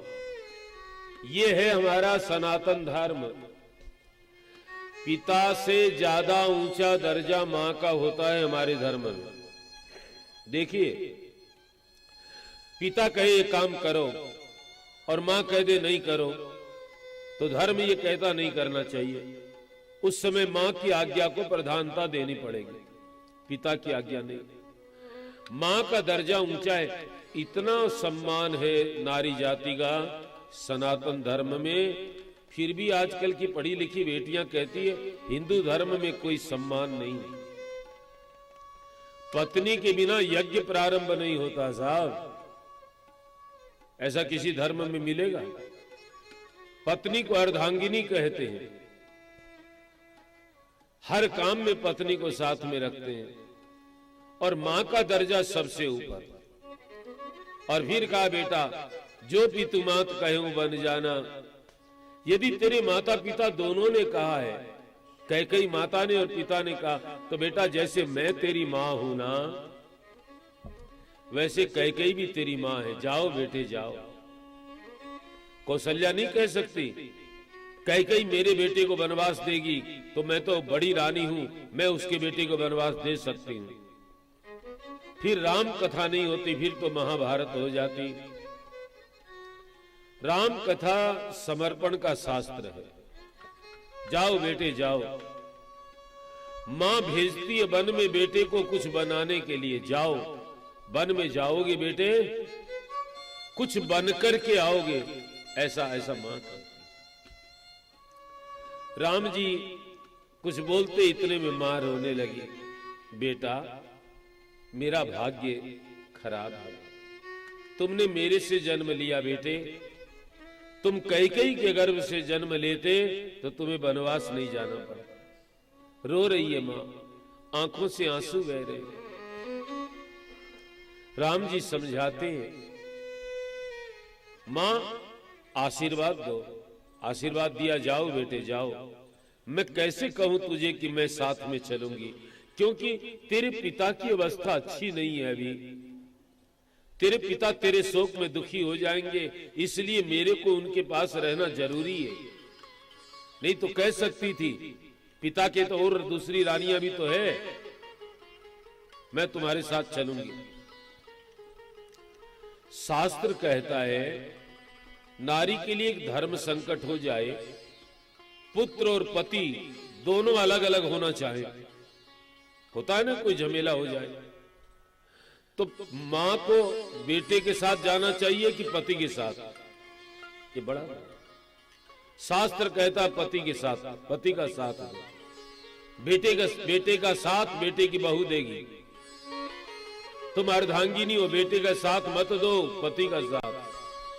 बेटा मैं तो मन तो कहता है लेकिन धर्म नहीं कहता। ध्यान देना, मन जिस चीज को कहे हम उसको प्रधान कर लें। मन तो बहुत गलत बातें कहता है तो फिर हम करें उसको। धर्म क्या कहता है उस पर निर्णय होता है।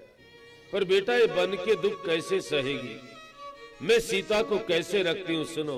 पलंग पीठ तजी गोद ही रोरा, श्री राम जय राम जय जय राम। सियन तीन पग अवनि कठोरा, श्री राम जय राम जय जय राम।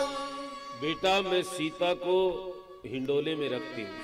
पलंग पीठ, पलंग पर रहती, हिंडोले में रहती है, गोद में रहती है। कभी सीता ने वन की कठोर धरती पर पांव नहीं रखा। यहां भी जमीन पर पांव कम रखती है सीता। मैं उसको गोद में रखती हूं। वन में कठोर धरती पर कैसे रहेगी बेटा? चित्र लिखित कभी देखी डराती, बंदर की फोटो देखने से डर जाती है। बेटा सीता को क्या कहूं मैं, तू बता। राम जी बोले मां मैं समझा दूंगा सीता को। राम जी सीता जी से कहने लगे देवी मेरी बात मानो, चलो न बन को कहीं मानो हमारी, चलो न बन को कहीं मानो हमारी, चलो न बन को कहीं मानो हमारी। अनेकों दुख तुम्हें वन में उठाने होवेंगे, अनेकों दुख तुम्हें वन में उठाने होवेंगे। मिलेंगे सूखे फल फूल खाने होवेंगे, मिलेंगे सूखे फल फूल खाने होवेंगे। सखी तुम्हारी कोई पास नहीं आएगी, सखी तुम्हारे कोई पास नहीं आएंगे। अकेले वर्ष भी 14 बिताने होवेंगे, अकेले वर्ष भी 14 बिताने होवेंगे। नहीं जाते हैं वन हम 2 दिन को, जाते हैं वन हम 2 दिन को। कहीं मानो हमारी चलो न वन को, कहीं मानो हमारी चलो न वन को, कहीं मानो हमारी। सीता हम 2 दिन के लिए नहीं जा रहे, बहुत कष्ट उठाने पड़ेंगे वन में। सीता कोई तेरे पास नहीं रहेगा, अकेले अकेले बहुत कष्ट तुम रहो। राम जी धर्म की बात बता रहे हैं। सीता नारी के लिए धर्म क्या है? एही ते अधिक धर्म नहीं दूजा, सादर सास ससुर पद पूजा। सीता नारी के लिए इससे बड़ा कोई धर्म नहीं है। आदर पूर्वक वो अपनी सासू अपने ससुर की सेवा करे। सासू ससुर की सेवा के बाद समय मिले तो मंदिर में जाए, भगवान की पूजा करे, नहीं तो वही उसके भगवान है। इससे बड़ा कोई धर्म नहीं है। राम जी कह रहे हैं। सीता जी बोली जी महाराज, मेरे माता पिता ने यही सिखाया था, सास ससुर गुरु सेवा करे, पति रुख लखिया यशु अनुसार। बिल्कुल आप जो कहते हैं वही मेरे माता पिता ने धर्म सिखाया। लेकिन मैं आपसे एक बात पूछूं, आप वन में जाओगे ना, मेरे प्राण आपके साथ चले जाएंगे, शरीर अयोध्या में रहेगा, तो बिना प्राण के क्या शरीर सेवा कर पाएगा? आप ये समझाओ। महाराज हालत तो देखो मेरी, जिय बिनु देह नदी बिनु बारी, राम जय राम जय जय राम। जय सिय नाथ पुरुष बिनु नारी, राम जय जय राम। शरीर में प्राण न हो तो शरीर की क्या कीमत, नदी में पानी न हो तो नदी की क्या कीमत, और नारी पुरुष के बिना उसकी कोई कीमत नहीं है। महाराज आप मुझे ले चलो, मैं सुख को याद नहीं करूंगी, दुख की कभी फरियाद शिकायत नहीं करूंगी। महाराज ऐसा लगा राम जी को कि सीता प्राण छोड़ देगी। तब राम जी ने कहा, मां ये सीता रहना नहीं चाहती, मैं जबरदस्ती करूंगा प्राण छोड़ देगी। मां बोली, नहीं बेटा ले जाओ ले जाओ, इसे ले जाओ, जैसे सीता राजी रहे इसे ले जाओ। और सीता जी सासू के चरणों में प्रणाम करते, हे माता जी सेवा समय दैव वन देना, मोर मनोरथ सुफल कीना। ऐसा सेवा का समय भाग्य ने मुझे वन दे दिया, मैं सेवा का मेरा मनोरथ था पूरा नहीं था। आप उसका कोई गलत अर्थ न लगाना। सासू को बार बार समझाती है, राम जी समझाते हैं, कौशल्या जी रोने लगी, बेटा कौन सा ऐसा अच्छा दिन आएगा मैं दोनों की जोड़ी फिर से देख पाऊंगी। रो रही है मां। इतने में लक्ष्मण जी को समाचार मिला, हाथ जोड़े आंखों में आंसू भरे लक्ष्मण आ गए। कहने लगे, प्रभु मैंने सुना है आप वन में जा रहे हो। हाँ लक्ष्मण, मेरे लिए क्या आज्ञा है। लक्ष्मण पिताजी की हालत अच्छी नहीं है, भरत शत्रुघ्न अयोध्या में नहीं है, तुम्हें यहां रहना बहुत जरूरी है लक्ष्मण। लक्ष्मण जी ने कहा, महाराज आप धर्म की बात बताते हैं, धर्म और नीति दूसरे को बताइए, मैं कुछ नहीं जानता, मैं तो केवल आपके चरणों की सेवा चाहता हूं। आप न ले जाओगे तो भी महाराज मेरे प्राण तो अयोध्या में नहीं रहेंगे आपके बिना।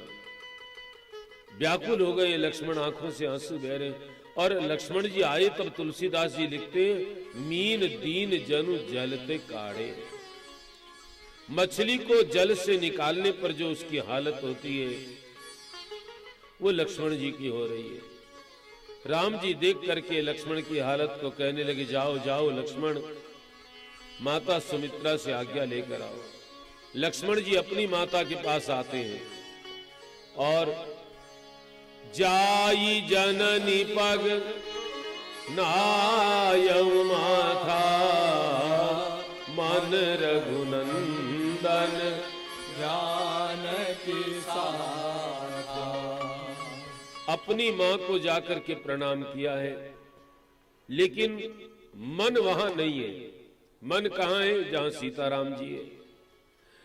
मां पूछती है, लक्ष्मण को उदास देखा तो पूछती है, पूछे मात मलिन मन देखी, लखन कही सब कथा। बेटा तेरी आंखें बता रही है तू रोया है। आज तो आनंद का दिन है, अयोध्या में राम राजा बनेंगे बेटा। आज दुख का क्या कारण? और उसमें तू धीर गंभीर। लक्ष्मण कभी रोते हुए तुझे देखा नहीं मैंने, बड़ा धीर गंभीर है, क्या हो गया लक्ष्मण? लक्ष्मण जी ने बताया, मां राम जी का वनवास हो गया। क्या कहते हो लक्ष्मण? हाँ। किसने दिया? कैकेयी माता ने। दुखी हो गई है मां। लक्ष्मण जी हाथ जोड़कर खड़े, डर लग रहा है कि मैं मां से कैसे कहूं कि मुझे आज्ञा दो। विदा मांगी वे में अजी मन सकुचे लखन लाल, मातु को स्नेह कहूं बाधा बन जावे ना। हाथ जोड़े खड़े हैं, कहीं मां का प्रेम बाधा तो न बन जाए मेरी भक्ति में। मैं कहूंगा जाना चाहता हूं और मां मना कर देगी, तब क्या होगा? तब मैं जाऊंगा तो मुझे पाप लगेगा, माता की आज्ञा का उल्लंघन, और नहीं जाऊंगा तो मेरा जीना मुश्किल है, क्या करूं? कुछ बोलते नहीं, आंखों से आंसू बह रहे। बेटे के मन की बात मां समझ गई। बोली अम्ब सीताराम सेवा को सुयोग मिले, कौन ऐसी जननी जो लाल को पठाए। बेटा रे, सीताराम जी की सेवा का अवसर मिले, क्या संसार में कोई ऐसी अभागी मां है जो अपने बेटे को न भेजे? जाओ जाओ बेटे, तुमरे सुभागते ही जात राम कानन को, अवसर राजेश ऐसो बार बार आवे ना। जाओ बन सेवक पर मैथिली से पूछ पूछ, की जो वह काम जाते राम दुख पावे ना। बेटा, तेरे भाग्य से ही राम को वनवास हो रहा है। अयोध्या में राम की सेवा करने वाले बहुत लोग हैं, वन में सारी सेवा तुझे मिलेगी। जाओ बेटे, लेकिन सेवक बनकर जाना, भाई बनकर नहीं। जाओ बन सेवक, और सेवा कैसे करना मां सिखा रही है। बेटा, मैथिली से पूछ पूछ, सीता से पूछ करके सेवा करना। माता जी ये काम कर लूं, वो कहे कर लो, तब करो। अपने मन से कोई ऐसा काम मत कर देना जिससे राम को दुख हो जाए। कि जो वह काम जाते राम दुख पावे ना। मेरे भाई बहन, कथा आप सुनते हैं, कभी आपने सोचा है क्या कि सेवा किसको कहते हैं? कभी सोचा है? अब लोग तो कहते हैं, नेता लोग कहते हैं हम देश की सेवा करते हैं, दुकानदार कहता है हम जनता की सेवा करते हैं, सब लोग कहते हैं हम सेवा करते हैं। सेवा का मतलब क्या?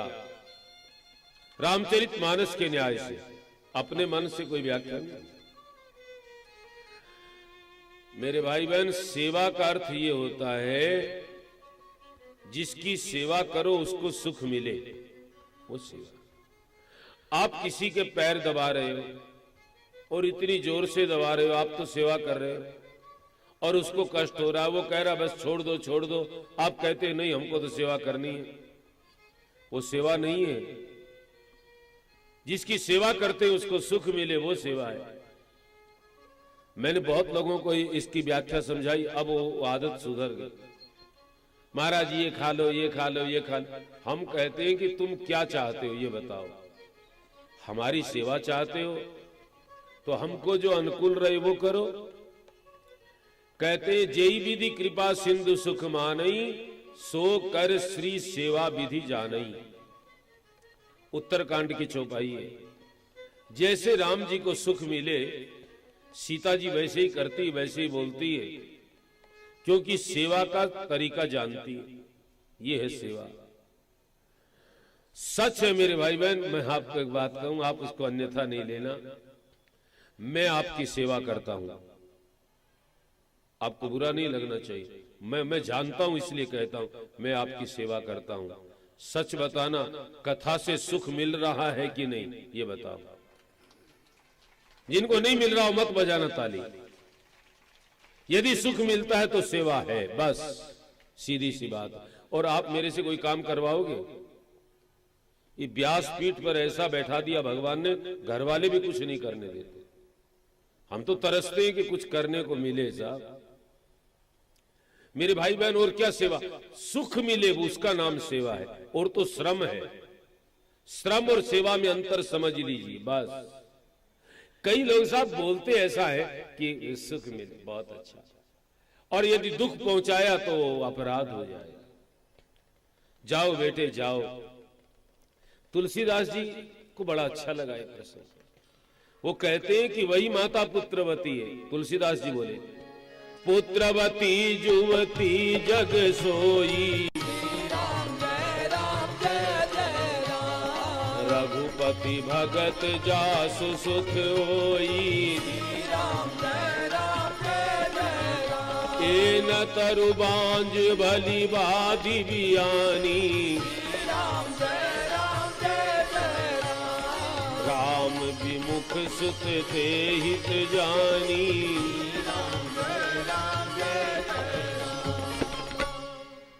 संसार में वही माता पुत्रवती है जिसका बेटा भगवान का भक्त है। बेटा तो है लेकिन भगवान का भक्त नहीं है, तो वो पुत्रवती नहीं है। बेटा जरूर है लेकिन पुत्र नहीं है। पुत्र किसे कहते हैं थोड़ा विचार कर लीजिए। पुत्र जिसमें 2 अक्षर है ना, पूर्वजों को तारे उसको पुत्र कहते हैं। तारेगा कौन? जो स्वयं तरेगा, जो भगवान का भक्त होगा वही पुत्र है। ब्रह्मा जी ने 84 लाख योनि बनाई लेकिन पुत्र कहीं नहीं है। गाय को हम माता कहते हैं लेकिन गाय के उसको बछड़ा कहते हैं, गाय का पुत्र नहीं कहते। हाथी का बच्चा कहते हैं, हाथी का पुत्र नहीं कहते। किसी योनि में पुत्र नहीं कहते, केवल मनुष्य योनि में। पुत्र वो है साहब पितरों का उद्धार कर दे, वो पुत्र है। धन्य पुत्र जो पितरी को करे नरक से त्राण, पुत्र वो है। हमारे पूर्वज किसी अपराध पाप के कारण नरक में चले गए हो तो भी कोई पुत्र इतना भजन करे, उस भजन के प्रताप से उनको स्वर्ग मिले, उसको पुत्र कहते हैं साहब। उसका नाम पुत्र है। पहले की माताएं पढ़ाती थी अपनी संतान को, आजकल नहीं। संस्कार खत्म होते जा रहे।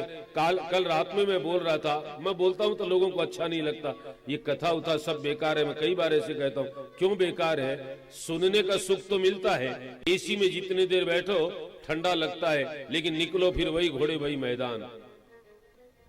क्या कथा का असर होता है? क्या बच्चों को हम अच्छे संस्कार देते हैं? बच्चों को कहते हैं कि तुम सुबह उठ करके सूर्य भगवान को जल दो। पैसे लगते हैं क्या इसमें? ये संस्कार कम परिवारों में मिलेंगे। थोड़े बच्चे बड़े हों तो आप हनुमान चालीसा पाठ करो, आप शिवाष्टक पाठ करो, संक्षिप्त रामायण पाठ करो। ये सब माता पिता की जिम्मेदारी है। धन तो भगवान बहुत दे देगा साहब, केवल पढ़ने से नहीं होगा। भगवान में लगा दोगे तो भगवान धनवान भी बना देगा, भगवान विद्वान भी बना देगा। भगवान सब कुछ है, पहले भगवान में लगाओ। पहले के लोग संतान को भगवान में लगाते। छत्रपति शिवाजी, अरे साहब धरती पर राणा प्रताप, उनका बचपन तो जीवन तो देखिए। आपने नाम सुना होगा गोपी चंद। मैं कथा नहीं करता, उस समय भजन गाता था तो इसको बहुत गाता था, मेरा प्रिय भजन था। अब तो थोड़ा भूल भी गया और बहुत बड़ा 2-2.5 घंटे लगते उसमें। व्यासपीठ पर तो गाना मुश्किल है साहब। 1 महीने की एक कथा थी एक आश्रम में, तब मैंने करीब करीब गाया था उसको। मैं थोड़ी में आपको 2-4 लाइन उसकी सुनाऊं, अच्छी लगेगी। गोपी चंद महाराज भर्तरी का भांजा है। भर्तरी हरि उनका, गोरखनाथ जी के शिष्य भर्तरी हरि, उनका भांजा गोपी चंद। 12 साल की उसकी अवस्था है और इतना सुंदर है। उनके बहुत सी रानियां हैं, इतना सुंदर इतना सुंदर इतना सुंदर, जो राजकुमारी देखे बस बरमाला पहना दे, विवाह हो जाए, उसको गंधर्व विवाह। अब गोपी चंद के 1600 रानियां, ये सब कलयुग की घटना है, ज्यादा वर्ष नहीं हुए। विक्रमादित्य है ये, इसके आसपास की सब घटना है साहब, इतिहास उसका साक्षी है। तो गोपी चंद को रानियां स्नान करा रही है और मां महल के झरोखों में बैठी है। मां के आंसू गोपी चंद के शरीर पर पड़े हैं। गोपी चंद पूछता, मां आप क्यों रो रही हो? मां का जवाब सुनिए। एक समय की बात मीरख मेरा गात, मात दुख लागया मात दुख लागया, महाराज मात दुख लागया, ये मात दुख लागया। तेरा पिता था सुंदर रूप काल बलि खा गया, तेरा पिता था सुंदर रूप काल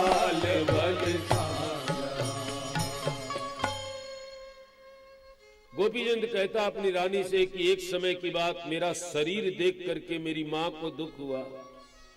मेरी माँ रो रही थी। मैंने रोने का कारण पूछा तो मेरी माँ ने बताया, बेटा तू बहुत सुंदर है, तू जैसे सुंदर है तेरे पिता भी वैसे ही सुंदर थे बेटा, लेकिन काल किसी को छोड़ता नहीं है। तेरे पिता छोटी उम्र में चले गए। बेटा मैंने संतों से सुना तेरी आयु भी बहुत छोटी है बेटा, मर जाएगा, संसार तो छूटेगा। मैं चाहती हूं कि तूने मेरे से जन्म लिया है, मेरे शरीर से, तो फिर किसी माता के यहां तुझे जन्म लेना नहीं पड़े बेटा। तो मां क्या करूं? मां बेटे को समझा रही है, ले ले बेटा जोग, मिटे भव रोग, अमर हो जागा, अमर हो जागा, महाराज अमर हो जागा, ये अमर हो जागा। ये सुनकर ये माता का वचन कलेज में गया, सुनकर माता का वचन कलेज में। ले ले बेटा जोग, जोगी बन जा बेटा, मिटे भव रोग। और क्या गजब बोली मां, अमर हो जाएगा, अमर हो जाएगा बेटा। अब आप कहोगे कि कहां है गोपीचंद? शरीर से कोई अमर नहीं होता संसार में, क्योंकि मृत्यु लोक है, यहां सबको मरना पड़ता है। लेकिन यश शरीर, ध्यान देना, एक तो ये चर्म शरीर है, एक है यश शरीर। यश शरीर जब तक संसार में है वो आदमी जिंदा माना जाता है। अपयश है वो आदमी मरे के बराबर है, वो जिंदा होकर भी मरा हुआ है। और जिसका यश मरने के बाद भी है वो मरकर भी जिंदा है। आज गोपीचंद का यश करीब 40 बरस 45 बरस पहले जब मैं रामदेव बाबा की कथा गाता था, जहां भी जाए तो कहते थे गोपीचंद का भजन आता है। मैंने हाँ ये सुना। मैं बहुत, अब तो ध्यान नहीं है, लेकिन है बड़ी रोचक कथा। वो अपनी बहन से भिक्षा मांगने गया तो बहन वो जोगी के भेष में देखी और मर गई बहन। फिर गोपीचंद गुरु के पास में गया कि भजन में शक्ति है तो मेरी बहन को जीवन दान दो, नहीं तो मैं आत्महत्या करके मर जाऊंगा। गुरु आए हैं और बहन चंद्रावली को जीवन दान दिया। ये है साहब धर्म की महिमा है। खैर वो तो पुरानी बातें हो गई, लेकिन अपने बच्चों को थोड़े संस्कार दो ना। हनुमान चालीसा पाठ सिखाओ, इतना तो जरूर करवाओ, सूर्य को अर्घ देने वाला। बहुत लाभ होगा, बहुत लाभ होगा। सुबह सुबह स्नान करके ये सूर्य ऐसे भगवान आपके घर में आते हैं, इतना भी कोई न कर सके फिर क्या कहें। बचपन से आदत हो जाएगी तो फिर छूटेगी नहीं। इसलिए संस्कार। और जिन लोगों ने बचपन से भजन नहीं किया वो बुढ़ापे में हो ही नहीं सकता है। कलकत्ते की सच्ची घटना मेरे साथ। मैं कहीं गया हुआ था तो एक वृद्ध मिलने के लिए आए सुबह सुबह। मेरे से कहने लगे, पंडित जी मैं बहुत दुखी हूं, मेरी पत्नी का देहांत हो गया, घर में बेटे हैं, बहुएं हैं, पर मेरा बहुत तिरस्कार करते हैं। चाय भी बहुएं देती नहीं, 10 बजे उठती है, क्या करूं, मेरे को आदत है जल्दी चाय पीने की। आप कोई उपाय बताइए, कोई जादू मंत्र। मैंने कहा बाबा जी जादू मंत्र नहीं हमारे पास, आप राम राम करिए। सुबह उठ जाओ ना तो चाय चाय मत करो, चिल्लाते हो इसलिए बहुएं ज्यादा नाराज होती है। आप सुबह उठ के राम राम बोलना शुरू कर दो तो बहुएं चाय ले आएगी। भगवान राम उसके भीतर भी है, बहू के भीतर भी है, उसको प्रेरणा देगा। थोड़ा समय लगेगा लेकिन आप अपना उठो, राम राम करो, थोड़ा दिन करके देखो। तो उस बूढ़े ने बिल्कुल 2 शब्द मुझे कहे, ये तो नहीं होगा, बचपन से किया नहीं साहब, वो होगा नहीं। भगवान के नाम में इतनी बड़ी करामात है साहब। मैं आपको बताऊं, हम न कोई जादू जानते हैं, न मंत्र जानते हैं, न झाड़ा जंतर, कुछ नहीं जानते, केवल भगवान का नाम। हमारे कलकत्ते में हमारे साथ रहने वाले लोग, हमसे उम्र में बड़े लोग, वो आगे पीछे चलते हैं साहब। एक एक मिनट यहाँ कथा भी करते तो आज का दिन कैसा बीता, स्वास्थ्य कैसा है, हमारी चिंता इतनी क्यों करे साहब। वो राम उसमें भी है, जिस राम को हम भजते हैं वो उसके भीतर भी है। आप करके देखो ना ऐसा, आपकी व्यवस्था वो राम करता है कि नहीं। कीमत चुकानी पड़ेगी थोड़ी सी, विश्वास वो नहीं है। केवल ऊपर से राम राम लोग दिखावे से नहीं चलेगा काम। आप भीतर से थोड़ा भजन करके देखो, इससे पावरफुल कोई चीज नहीं है। विनोबा भावे ने तो कहा एटम बम से ज्यादा पावर भगवान के नाम में। वो कहते साहब भजन वैसा कोई करे ना तो प्रभाव हो। साहब गांधी जी राम नाम बहुत बोलते साहब, राम का आश्रय गांधी जी ने बहुत लिया। तो देखो राम नाम में बहुत, राम नाम, कृष्ण नाम, जो नाम आपको अच्छा लगे, कलयुग में नाम की प्रधान। तो बेटे से बोली जाओ बेटे जाओ जाओ। अब लक्ष्मण जी आते हैं भगवान के पास में, माता कौशल्या को प्रणाम करके सब चले हैं। जहां दशरथ जी है वहां आ गए, चरणों में प्रणाम करते हैं। अंत जी ने महाराज दशरथ को उठाया है कि राम आए हैं। दशरथ जी ने आंखें खोली है और राम जी को हृदय से लगा लिया है, आंखों से आंसू बहने लगे हैं। शंकर जी से को मनाते हैं, भोलेनाथ राम की बुद्धि घुमा दो, राम वन में जाए। अब तो बहुत देर हो गई, पीपल के पत्ते के जैसे मन डोल रहा है महाराज का, बोलते नहीं बन रहा है। राम जी उठ गए, विदा मांगने लगे। दशरथ जी ने हाथ पकड़ करके राम जी को बैठा लिया है। बोले राम एक बात बताओ। क्या? मैंने तो ऐसा सुना है जो अपराध करता है उसको सजा भोगनी पड़ती है, लेकिन क्या ऐसा भी होता है? और करे अपराध को और पाव फल हो, अति विचित्र जग जाने जो। अपराध कोई करे